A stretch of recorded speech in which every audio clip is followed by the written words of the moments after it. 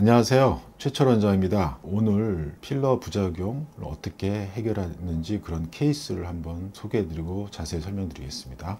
이분은 이제 45세의 여성 환자분인데요, 7, 8년 전에 양쪽 볼에 반영구 필러를 했었는데 4년 전부터 문제가 생기기 시작한 거죠. 면역세포들이 거부 반응을 일으키기 시작했는데, 양쪽 볼로 동시에 오기도 하지만 이분 같은 경우는 좌측이 먼저 면역 반응이 오면서 필러 제거를 해야겠다 하시고 다른 병원에서 4년 전에 좌측볼만 아큐스코프를 이용해서 제거를 받으셨어요. 그런데 제거도 확실하게 되질 않았고, 제거 후에 조직들이 손상되면서 한 6개월가량 생활에 지장도 있고 현재도 그 모양이 좋지 않다. 그래서 가게 아픈 경험이 있었는데, 이분이 베트남의 호치민에 거주하고 계시는데 제거하지 않은 오른쪽도 딱딱해지면서 붓고 해서, 사진 보시면 여기 이렇게 볼 쪽에 부어있는 모습이 보이죠. 이렇게 면역 반응이 이제 나오기 시작하고, 이런 거를 방치하면 세균 감염까지 돼서 조직이 크게 손상되고 환원할 수 있기 때문에 저희가 현지 병원에서 어떤 약물 치료를 해야 되는지 가이드를 해드려서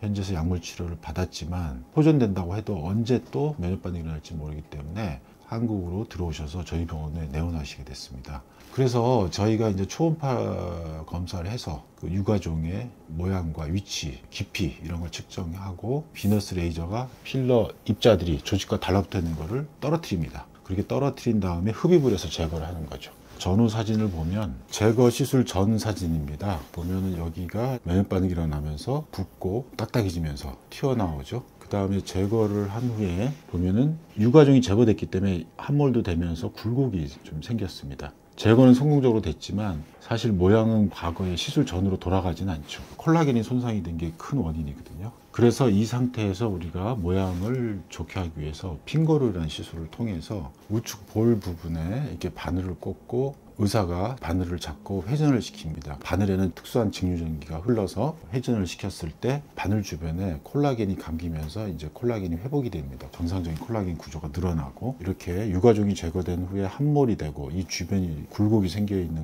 그런 상황을 핑거럴 시술을 통해서 훨씬 더 탄탄한 모양이 된 것이죠. 그것뿐만 아니라 이 핑거럴 시술을 이 볼뿐만 아니라 얼굴 전체를 또 하게 되는데, 그러면 얼굴 전체적으로 젊어지는 효과가 나옵니다.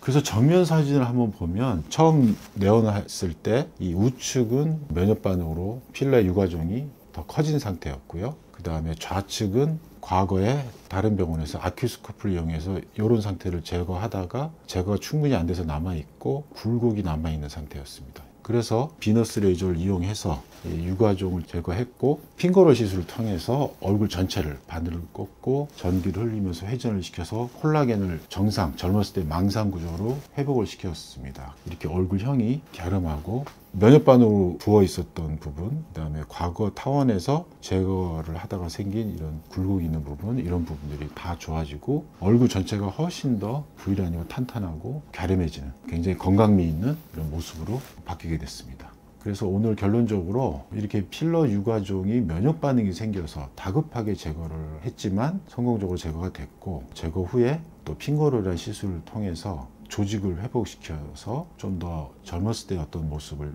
되찾을 수 있었던 그런 케이스였습니다.